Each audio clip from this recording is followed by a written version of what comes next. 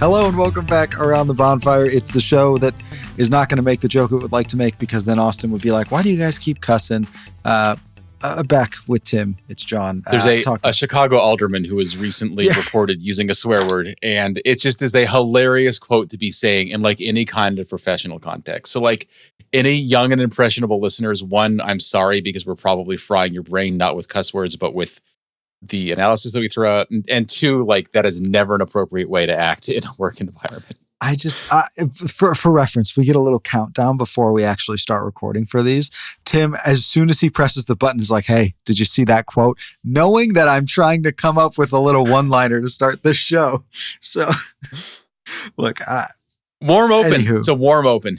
Warm open. Look, hey, we are fresh off of Chicago. Like, it was the best type of Open Cup midweek, right? Because the Fire won and we got cup sets, and there's still a chance we get another tonight. Although I haven't actually checked if St. Louis and Tulsa are playing. Let's start there. Chicago Fire winning over Detroit City FC. It was it was a 2-1 win off the back of a Jason Shokalook brace. Great performance from the youngster, the former MLS Next Pro MVP. Bags 2 goals, within 2 minutes of each other. Also Golden Boot winner. Yeah, also Golden Boot winner. No, he didn't actually win MVP. David Parebo won the MVP. Jason Shokalook should have won the MVP, but didn't because they didn't want to give it to a Fire player back-to-back. Yeah, MLS never likes giving the MVP to the same team, guys from the same team back-to-back. Looks at Inter Miami. All right, that's a little bit of a different story. Well, Tim, he's doing it with a different coach every year. By the way, St. Louis City, just while we're recording, just to give John an update, is up 3-0 in the 66th minute, and FC Tulsa's Louis Stelfer just got a red card. So it's looking like the Fire will be playing St. Louis City unless the craziest of cup sets happens. Tim, DC United and one Knoxville SC are going to penalties, it looks like, though, or extra time, excuse me. Oh, yeah, no, there have been cup sets. I'm just saying that this matters with, us, because this would be whoever wins this wins the Fire's next opponent. Yeah, I'm just also telling you about that because I thought you would like to know. Yes, but it does appear, barring any sudden changes, Chicago Fire will be facing St. Louis City in Chicago or Bridgeview, maybe in the next round, but we'll talk about that in a second. Probably Bridgeview. We'll talk about that in a second. We did end up seeing some debut starts, as it were. Pouso Ditejan, Victor Radojevic, David Pareba, and Jason Shokalook all making their first starts for the first team on Tuesday night in Detroit. And I think overall, got a group of guys there who were interested in the development of either for potential starting reasons or potential depth reasons. I think maybe a good place to start is, generally speaking, outside of Pouso and his red card that we'll talk about, I'm sure, I thought they all acquitted themselves well, right? I think each of those guys performed some positives, some negatives in different aspects, but overall, I think I was impressed on the whole, if that makes sense.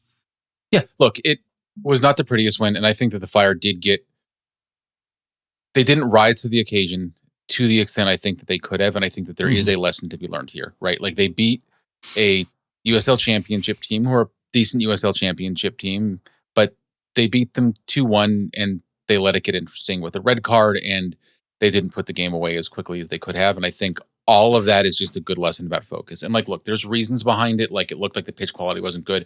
Greg mentioned that was a talking point before. Like, they knew the lighting was not going to be great. I don't exactly know what the issue was with it because I wasn't there. Joe Chatz was. They knew that the pitch was not going to be good. It was the same lighting and pitch for both teams. Obviously, more of a disadvantage to the team that's never experienced it before.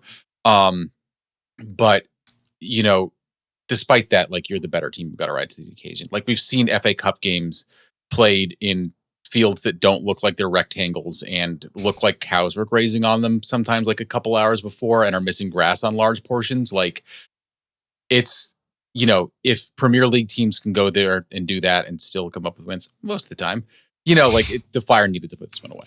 Tim, be careful. If you keep talking about unspecified types of football and cow fields and building fields, then I'm going to start talking about Friday Night Lights and Coach Eric Taylor. All right? Clear eyes and full hearts.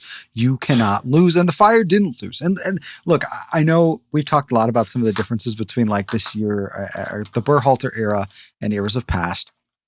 I think 5 years ago, 3 years ago, there's a non-zero chance the Fire lose that game. right? I think that the one interesting thing to me here, and in terms of like a larger picture, it feels like every time the Fire make a substitution, the other team scores a goal. Am I crazy here? It happened again last night. Darren Smith, the wonderfully talented South African striker, credit where credit is due. He was a problem for Chris Brady and the center back grouping all night. He finally gets his goal late in the game, and it was again right after a substitution. You talk about a team that maybe loses focus at times. That seems to be a consistent theme here, even though they did hold on for to advance, I should say. Yeah, I mean, I don't want to read too much into that because we're also one of the themes I think from this. My big takeaway is that Jason Shokalook should be getting more minutes, and so I don't want to be flip flopping on the substitutions here, right? Tim, who said that? Who's been saying that for a little bit now?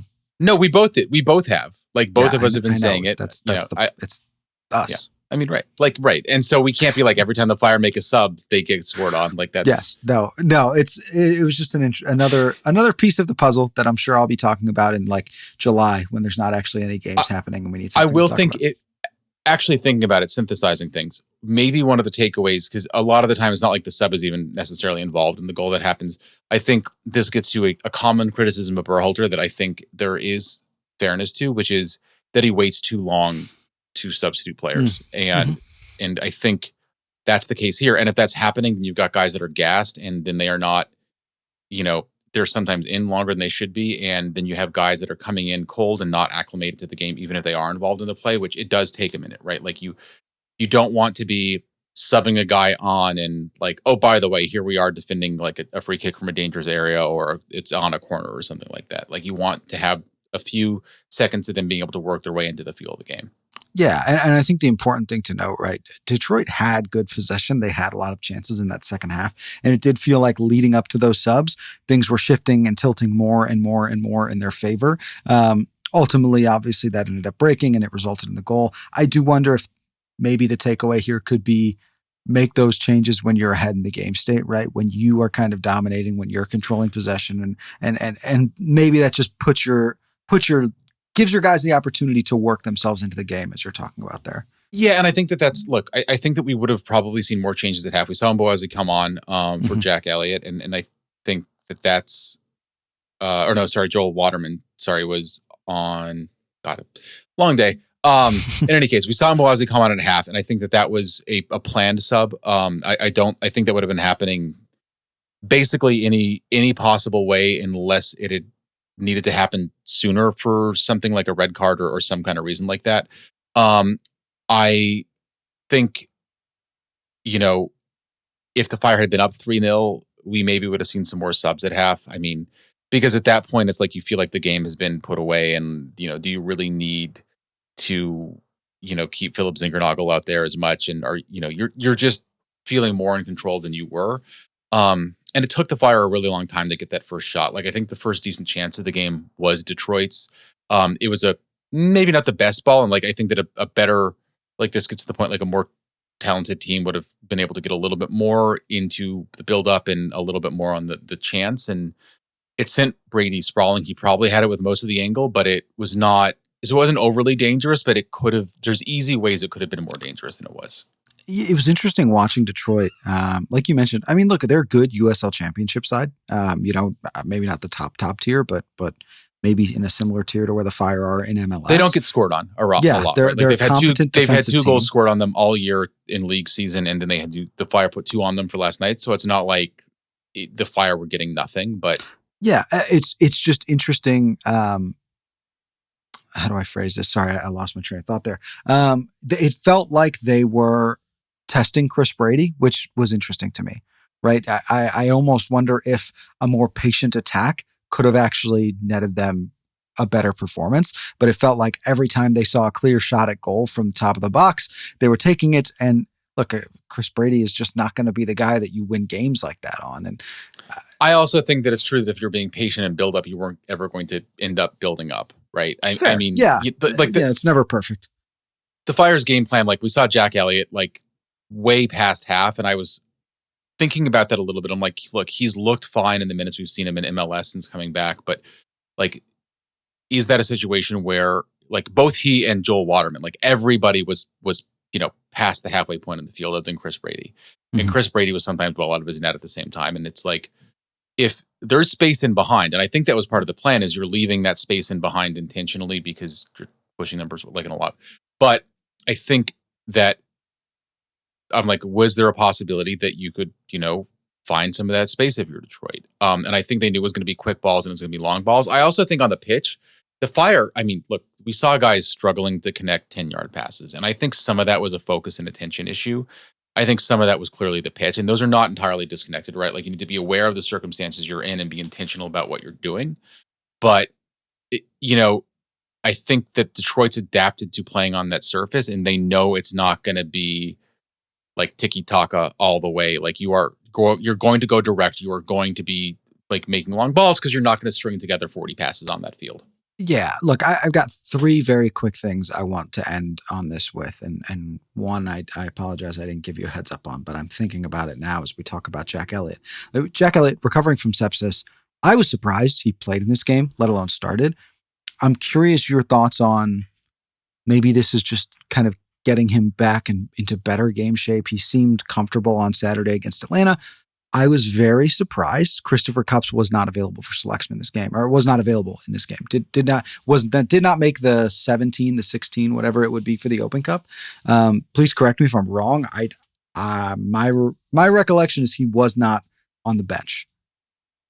No, he wasn't. I mean, and I think that you hit the nail on the head. It's short benches for U.S. Open Cup games, which is partly it's partly a concession to the size of some of the rosters of teams that are facing it and just how much money it costs to travel. And one of the big things that has changed, and I've written about this a little bit, but the U.S. Soccer Federation has started paying for travel for amateur teams, throughout both the qualification and the Open Cup proper process, which is huge for these teams because that is a huge expense for them.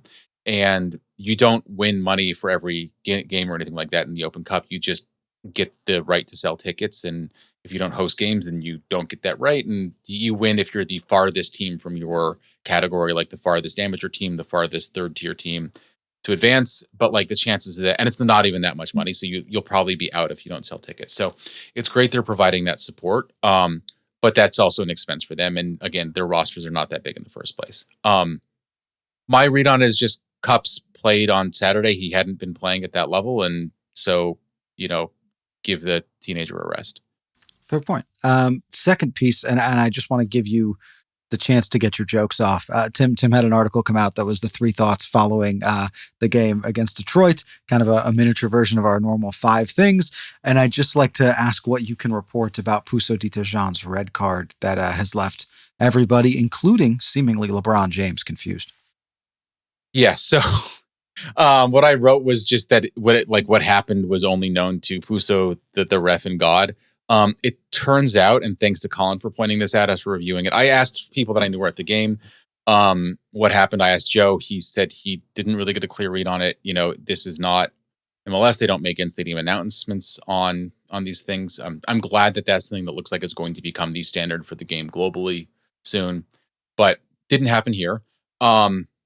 And it actually was caught on the broadcast. I am not 100% sure that I saw it on my broadcast. The streaming quality was very variable. And the broadcast for this was remote as it is for all the Open Cup games, meaning like it's 2 guys in a room in Florida that are seeing basically the same thing that we are.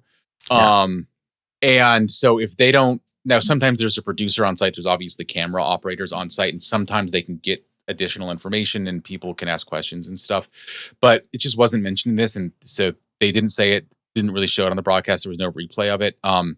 Colin found it on camera. And it looks like basically what happens is the Fire get a ball going forward and Pouso's being marked. He turns and I don't know if it's intentional or not. It's, again, kind of a grainy video. And I don't know if this happened with you, John, like the video quality coming in got super blotchy. Not like the Chiron itself. So like the score bug and stuff was fine. Chiron.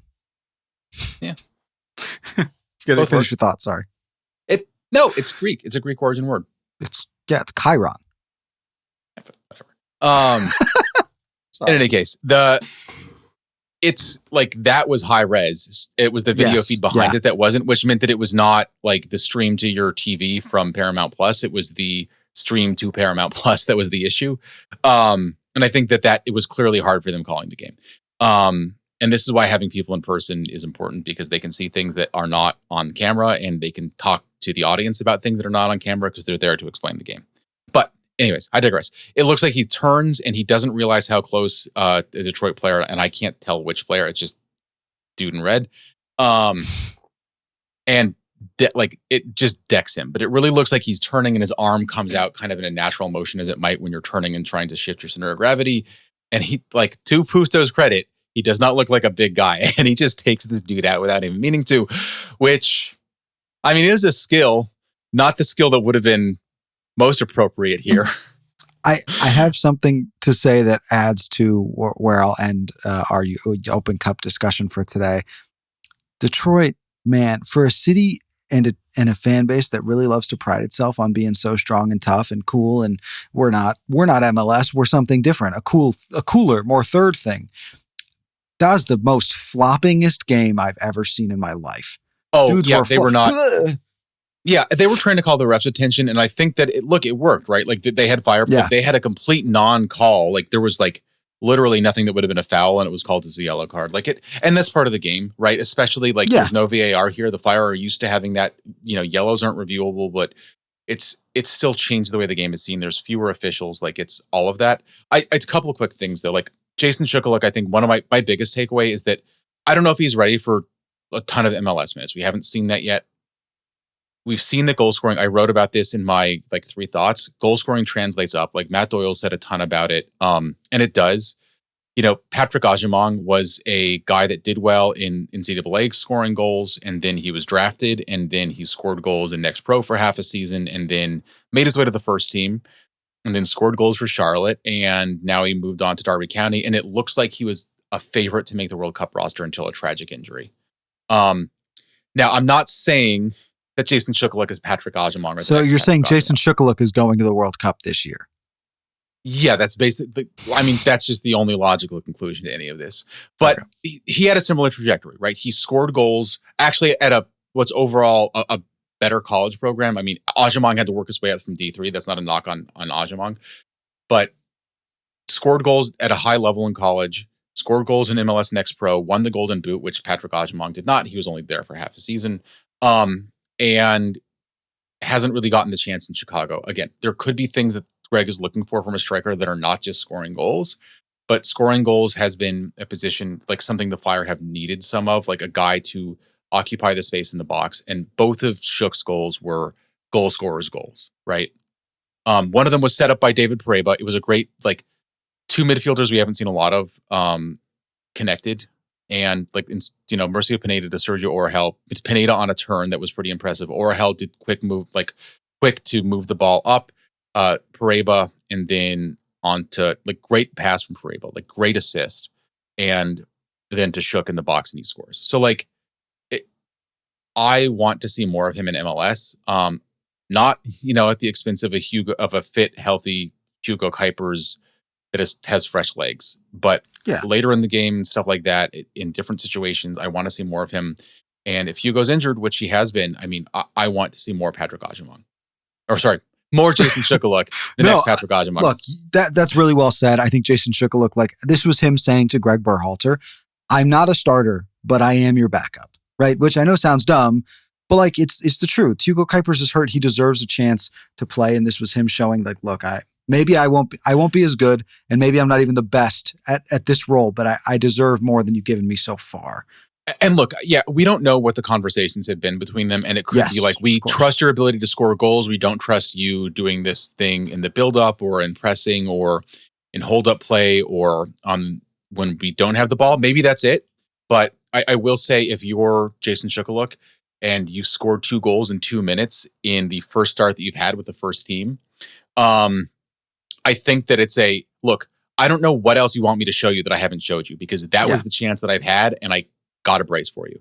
And man, that finish on the corner was great, right? That wasn't nothing. You know what I mean? That wasn't luck. It was a great finish from him. He didn't need to know where the net was. He didn't look at it, right? Like, Yeah. and this it's a stereotype, right? I mean, like any professional athlete's got a good sense of where the goal is. That's how they get there. But it's like the stereotype is like he knows where the net is and he knows how to find it, and like that's exactly what he did right there. And yeah, the body control, the understanding of his positioning on his defender, that's one thing that really impressed me. His understanding of where the defenders were and how to move between them to create space for himself.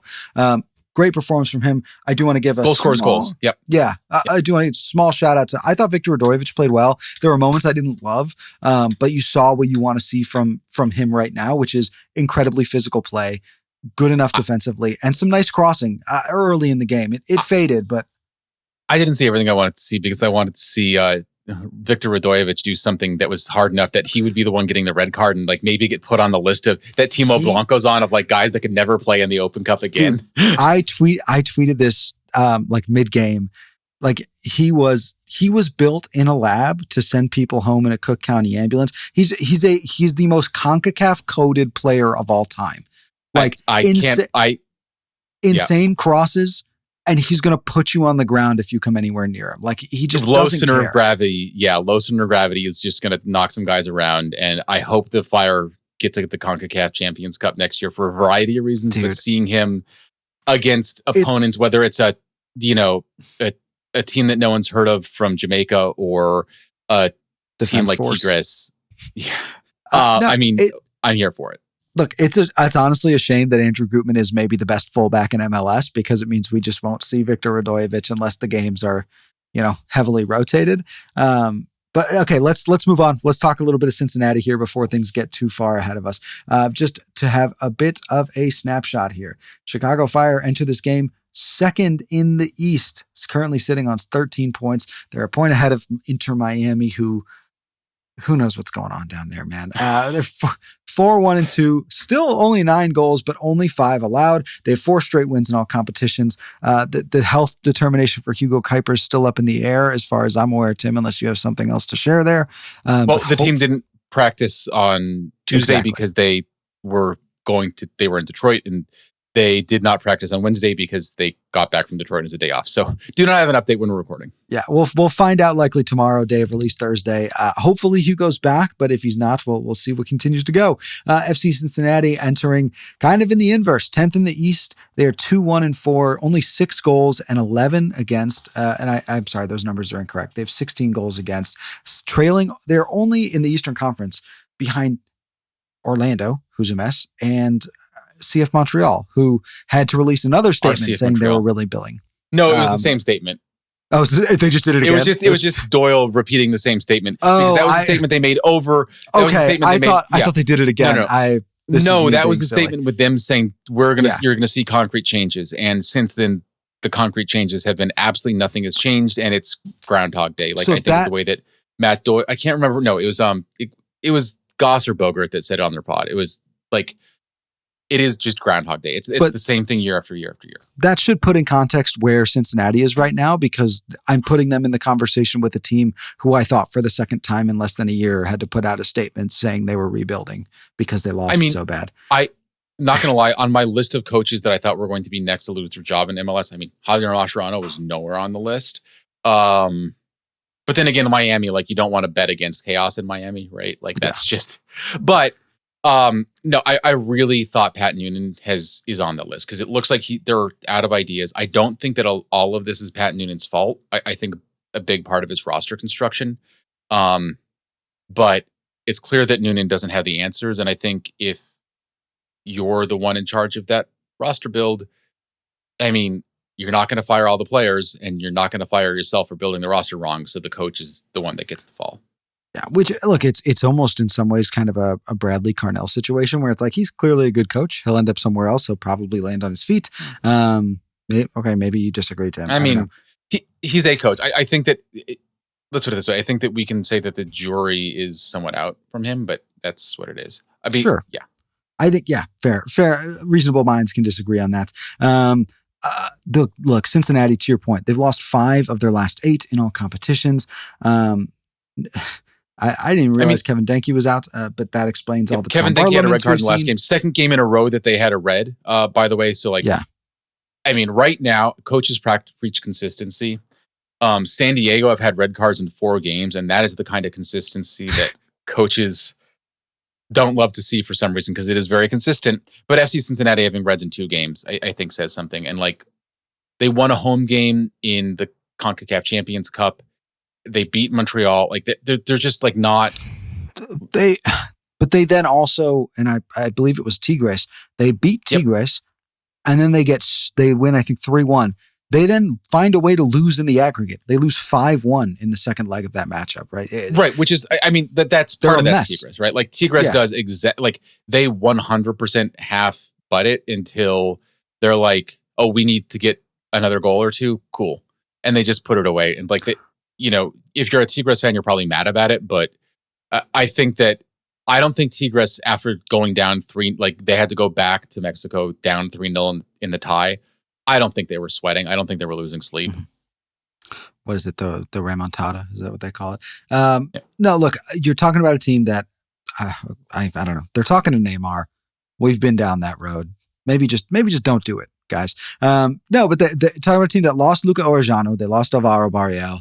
And now they seem to be a little bit rudderless. And I think it highlights what has been a weird situation with the Eastern Conference. We had, I think I say Joe Lowry's name in every episode we do, but I just am always hearkening back to it because it's still early in the year. We reward the friends of the pod with constant mentions. Yeah. Including Colin, who has come up literally every time I've talked on anything lately. Shout out Colin. He's unavoidable. He's inevitable. Colin, clip this for me. No, sorry. We can do that ourselves. We don't need Colin. Yeah, but won't it be funny to see him post? He doesn't work for you, dude. I know. Nobody works. Anyway, look, the main point here, we thought the East was going to be a gauntlet. And while there is a glut of teams behind Nashville at the top, it doesn't really feel like what we expected, right? There's the clear front runner from Nashville. Their only loss came against the Fire, who sit just behind them. Could be even on points at the end of this weekend. Granted, that's unlikely. If they get a second loss, right? Yeah. Yeah. Look, Miami, New York Red Bull, NYCFC, Toronto, and Red Bull New York all sitting right behind the Fire. And you're seeing Philadelphia, Cincinnati, and a lot of other teams who are normally near the top falling off. It just feels like, as opposed to a conference full of great teams playing very well, it's a conference full of average teams playing average soccer, and somebody's got to step up, right, and kind of take that step and stand out from the crowd. I mean, do they? This is MLS. Fair. I thought this was interesting in the context of the Fire have 8 more games before the World Cup break. 6 of those games, including 2 against Cincinnati, are against Eastern Conference opponents. Tim, given this where they're at in terms of, just relevance of how they're playing, how much would 6 points against Cincinnati in the next 3 weeks mean in terms of putting yourself in a position to be near the top of the Eastern Conference at the break? Oh, it would be huge, right? Like if you had asked, if we had gone through the schedule like piece by piece in the preseason, it would have, beating Cincinnati twice would have felt like a much bigger accomplishment than it feels like with where the standings are today. True. So there's that context, right? Of like, it's not like the Fire are like, look, if you're beating Cincinnati, that's a 6-point game each time because you're duking it out with them for a spot. Right now, Cincinnati are at the bottom of the table and the Fire are second from the top. So like, but anytime you can get those points, it's going to make a big difference. And look, like, I forget who, I'm sorry, somebody from, I believe, American Soccer Analysis did an analysis, as they do, of team schedules before and after the break. And it was based on 2025 results, which will have changed a lot, right? Like that, like the Fire's home game in October against the Union is looking very different now than it did a year ago. But the Fire had one of the biggest gaps in terms of how much harder their schedule was after the World Cup break than before. Now, again, some of that's changed, but like if you look at the teams that were decent on paper that have been putting up results, even though they look flawed so far, NYCFC, Charlotte, those are teams that the Fire are facing, after the World Cup break. The Colorado Rapids on Halloween, like the penultimate game of the season, that looked like a game where the Fire would be heavy favorites. Right now, the Rapids look like one of the teams that are playing exciting soccer. And like, they're not great, but they've got stuff figured out and they're fun to watch. And like, that's where the Fire were last year. So that game is not looking like as much of circle 3 points. I mean, the Sounders is in September, like Inter Miami in I believe just the time in September. When's the other game against Miami? It's coming up. It'll be. Oh, I thought it was. It's right. It's the second game back from the break, and then they play again in August or September. Okay. Excuse me. So that's 2 games against Inter Miami after the break, and like, look, they're continually in chaos, and it continues not to matter for them, and maybe that will catch up to them at some point. Hasn't yet. So you have to think that those are going to be tough games against a good team. And I mean, there's some others that are like maybe not as earth shakers, like 2 games against Orlando City. They're not all murderers row type games, but it's a really rough schedule. So you need to try to get the points now. And look, I think the Fire are going to figure out some of the issues we talked about around chance creation and around, it's not so much finishing, it just is around getting those good chances in the right moments. And if they do that, then they will be an elite team. There's a good chance that they will need the World Cup break to figure those things out. So if you can get points before you've got everything figured out, before you've had the opportunity of a transfer window, before you've got Franco back, that is all icing on the cake. I almost wonder, we talked about this. Gosh, it's going to bug me because I can't remember who said it, but somebody pointed out, it's 14 games before, 20 games after. I think it was Nate Bukaty when he was on. 14 games before the World Cup, 20 games after. And Tim, we haven't talked about this much. We talked about the potential of a big name European coming in, right? Somebody of the Robert Lewandowski effect potentially, or Bernardo Silva's name that's been tossed around.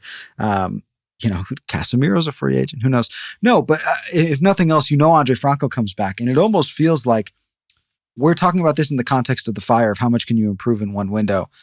How much can every other team in the Eastern Conference improve in one window, right? And if you can go into this break with 6 points against a number of these teams, including FC Cincinnati, who I feel like we would both agree, I don't expect them to finish outside the playoffs. Maybe they're not going to get much past that play-in line, but I think they're too good to finish 12th in the East. You know what I mean? I mean, I don't know. Like, it could all be falling apart for them. Like, they've got serious problems, and we didn't do that deep of analysis. I mean, like, one of the issues they've got is, like, they don't have an open DP spot at present. They could, you can always like move a guy by hook or by crook if you need to, but they don't have an open DP spot, and they're spending a lot of resources on, salary cap space on their back line, and they're committed to playing a system with 3 center backs. Matt Miazga coming back. Well, Matt Miazga since coming back, like before he was one of the top center backs in the league, hands down. He's not looked like the player since coming back, ironically, from an ACL injury, which is a warning flag for the Fire and what could happen with Franco. I don't see how they fix those things given the roster commitments they've made. And I don't think that Pat Noonan, I think he's a very effective coach. I don't think he's the kind of coach that will be able to reinvent things on the fly. I think that he kind of does his thing, and I think that it's worked for them. They've had not the highest ceiling, right? Because no one has a photo of them winning MLS Cup or, other cup competitions, right? They've won a supporter shield, and credit to them for that. But it's a team that has never felt like the top in the league, but it's felt like one of the best and very good. And it feels like they've taken a step back from that in every single way. And like part of it's as simple as like Lucho Acosta was a special player in MLS. And I think Evander's a great player in MLS, but he's like, well, we couldn't get Lucho back because despite saying that he loved it and it was his home, he decided to leave. So we got Evander, who's like a Lucho type, and it's like getting this discount knockoff thing that's not quite as good, and they've been doing that throughout the roster. It felt like at times, though, Evander was right there, if not slightly ahead, right? Like there were moments in 2025 that you said, oh my gosh, like Evander has taken this team to a different level, right? In some ways, they're playing better. And look, I know Kevin Denke on Saturday, which will help the Fire tremendously. He has always given them issues. But when you've got... what that means, though? Oh, gosh. Barlow start. There's a star man wearing blue and white. His name is Tommy Starlow, but who knows? Anyway, no, look, it's still a team that has a player in Evander who I think is, maybe kind of on the outside looking in of an MVP picture, but is one of the more talented creative players in the league. Year. Yeah, not this year, but it's almost the feeling of Atlanta, right? Where it's like, you have good players. You'll figure it out. But who's to say? Look, as I mentioned before, Cincinnati currently sitting only behind Montreal and Orlando in terms of most goals allowed, actually in the league after checking that. We've seen the Fire's attack be a little lethargic. We're talking about 4 goals in the last 3 games, including the Open Cup with Jason Shokalook brace, right? But 2 in the last 2 wins. Tim, what do the Fire need to do to actually have the attack come alive against a pretty not great starting FC Cincinnati back line? I'm just trying to find the diplomatic way to say it. Right. I mean, they've been playing 3 center backs, right? They're doing that partly so they can get forward. They're not very mobile, like especially lately. They have not been very mobile. Miles Robinson, he may be making it to the World Cup with the USMNT. I think that he is maybe one of the more overrated center backs in recent years in MLS. And like I said, Matt Miazga's not that good. So it's putting pressure on them. It's just getting the ball to the right places quickly enough. And it's creating things through them. And the other way is just like taking Evander out of the game because he is a dangerous player and he can do that. I'm just going to take care of this thing myself. He can't do it 100% of the time, but he can have those moments and he can also create some of them for others. Not as much as Lucho could, which I think is the big difference. So you're not going to see as much like Evander setting up Tom Barlow as you would have Lucho setting up Tom Barlow. My God, the fictions that are going on in my head right now. So, but I think that's the trick. And look, like I said after the Open Cup game, it's about staying focused and sticking to the game plan, especially now that the Fire have 4 wins in all comps in a row. Rotation, they've faced some adversity. They are just going to be more tired, right? Regardless of minutes and stuff like that. The mental fatigue of going away and then to a different environment, one that they've never played in before because the Fire have never played an Open Cup game there before. And then back and then away again, right? Like it's a mental battle as much as it is anything else and just need to stay on top of it. I'm not saying they shouldn't be allowed to, and I'm not saying that's an excuse if they don't. I'm saying that that's something they need to have in their head and they need to just nail it. Yeah, and frankly, it's just more games. It's more to think about. It's more to prepare for. It's more information you have sitting in, as opposed to having a full week to break down and break away from what just happened. You are maybe still thinking of your preparation for Detroit when you're going into your preparation for Cincinnati, right? 4-0 for St. Louis City over FC Tulsa. So the Fire will be facing St. Louis City in the round of 16, and they'll be hosting it. Did that go final? It's final. It's full time. Darn. I mean, if the results vacated somehow. There's a chance. Look, point well taken. I think we are at the point of the show where, Tim, I'm going to ask you the question that we continually ask because it's a question that deserves questioning. So, Tim, who's your spark and who you got? Man, I honestly, this is wishful thinking more than anything else. I don't think he will start necessarily. I believe that Jason Shokalook can be a spark in this game. And whether that's providing something in the second half that the Fire haven't always consistently had. They've been better lately, but they haven't always been a good team for the full 90. They've been a good team for 45 in most games and not necessarily the whole of it. And I just look, streaks have to end at some point. This doesn't feel like the opponent that's going to end it for the Fire. I'm just going to say it maybe 2-1 win. Like they can see out close games. Cincinnati have the ability to score goals more than they've been showing, and we've talked about Evander. Yeah, no. Point well taken. Are you okay if I cheat and say 2 names? Sure. Is it one a first name and one a last name? No, I'm not kidding. Well, I can do that. Look, I am gonna cheat, and I'll explain why when I give my score prediction too. I see a Jonathan Bamba, Marin Haile Selassie masterclass incoming, and the reason is also why I'm going to say Fire 4-1. I was on the CHGO Fire podcast with Alex Campbell earlier in the week. Thanks again to Alex. And one thing we talked about was how wide the Fire can get up front. Mm-hmm. Fire incredibly fast, very mobile. Multiple guys who are good with the ball at their feet and also finding the passing lanes to make it happen. I think when you can spread 6 players, not that they'll do this, but when you can spread 6 players across a back 3, suddenly a back 3 doesn't really feel like an advantage anymore. Especially when and especially when you've got guys who aren't particularly mobile.